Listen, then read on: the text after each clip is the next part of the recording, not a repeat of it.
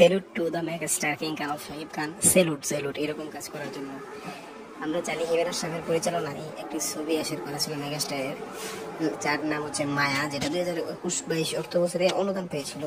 সেই টাকাটা শাহিদ খান সরকারকে ঘুরিয়ে দিয়েছেন, অর্থাৎ তাকে দিয়ে দিয়েছেন। এর কারণ হচ্ছে যে এখন সে তার পরিস্থিতি যে স্ট্রং, এই হিসেবে মায়া ছবি চলে না, বাজার এইটা ওই করবে মেগাস্টারকে মানাবে না, কারণ তিনি মেগাস্টার, তার স্ট্রংটা তাকে মানুষ বড় হিসেবে দেখতে চায় এবং লো বাজেটের ছবি একদম এই ধরনের ছবি এখন যারা মানায় না, যদি এই ছবিটা একদম করছেন না বলে রিজেক্ট করে দিয়েছেন এবং ওই সরকারের কাছ থেকে যেটা ডিপার্টমেন্ট কাছে ওই টাকাটা ঘুরিয়ে দিয়েছেন সরকারি থেকে, এবং হিমেল আশরাফের সাথে আসছে না। তা মানে হিমেল আশরাফের এই ছবি হচ্ছে না, কিন্তু পরবর্তীতে হবে, কারণ নাজিমুদ্দিনের গল্প একটা আছে, তারপরে আরও থ্রিলার অনেকগুলো গল্প, 2-3টা গল্প, সেখানে অনেকগুলো গল্প সাজিয়ে একেবারে আসবে, তারপর পরপর পরপর পরপর ধামাকা দিবে।